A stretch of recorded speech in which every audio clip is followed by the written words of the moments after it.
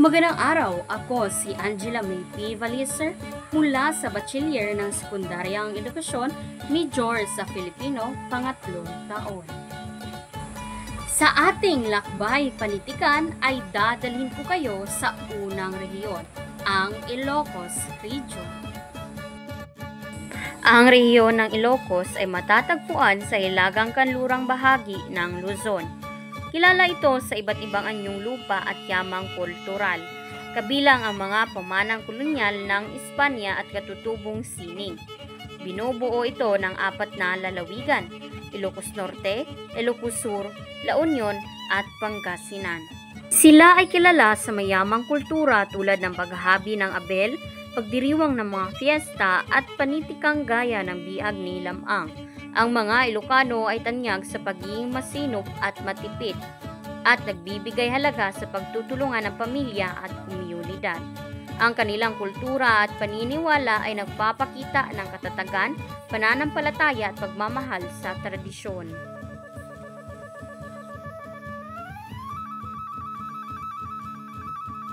Ngayon ay babahagi ko sa inyo ang isa sa mga pinakamahalagang akda ng ating bansa.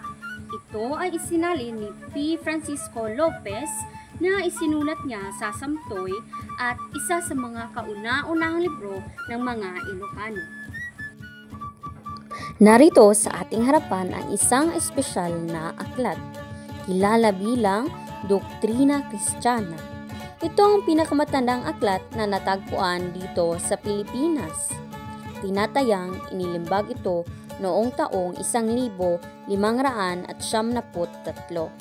Ang Doktrina Kristiyana ay isang aklat na naglalaman ng mga aral ng Kristyanismo, gaya ng mga panalangin, tuntunin at iba pang mga kasaysayan ng pananampalataya. Sa mga panahong iyon, ito ay ginamit ng mga prayle upang ipahayag ang mga aral ng Kristyanismo sa mga Pilipino. Ang nakakapagtakang tungkol sa aklat na ito ay ang pagkakasali nito sa wikang Kastila at Tagalog. Sa pamagitan ng aklat na ito, natuto ang mga Pilipino ng mga salitang Kastila at naging daan ito upang maunawaan natin ang kasaysayan at pag-unlad ng ating wika. Sa paniniwalang popular, ang Doktrina Kristiyana ay sinulat ni Paring Juan de Plasencia, isang paring Fransiskano na namalagi dito sa Pilipinas noong ika-16 na siglo.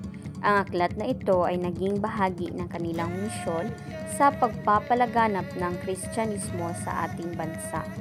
Sa kabila ng mga trahedya at digmaan na sumulanta sa ating bansa, ang Doktrina Kristiyana ay nagtagal at patuloy na nagbibigay liwanag sa ating kasaysayan. Ngayon, ito ay nasa pangalaga ng National Library of the Philippines upang pangalagaan at ipamahagi sa susunod na henerasyon. Ang pagkakaroon ng pinakamatandang aklat sa Pilipinas na tulad ng Doktrina Kristiyana ay isang mahalagang yaman ng ating kultura at kasaysayan. Ito ay nagpapakita ng ating pagkakakilanlan bilang mga Pilipino na may matibay na pundasyon ng edukasyon at relihiyon. Hanggang ngayon, makikita natin ang impluwensya ng Doktrina Kristiyana. Bagamat tayo ay nasa makabagong panahon, nanatiling mahalaga ang pananampalataya at edukasyon. Sa pamamagitan ng teknolohiya, ang aral na minsang itinuro ng Doktrina Kristiyana ay patuloy na buhay at abot kamay ng bawat Pilipino.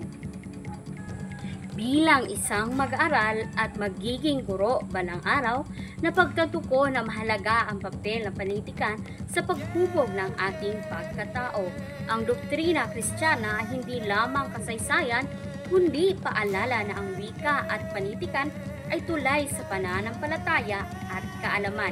Kaya tungkulin natin na ituloy ang pagpapahalaga sa ating panitikang regional at pambansa. Muli ako si Angela May P. Valiser at ito ang aking paglalakbay sa panitikang Ilocano at Doktrina Kristiyana. isang pamana ng kasaysayan na patuloy na nagbibigay saysay sa ating kasalukuyan. Maraming salamat, paalam.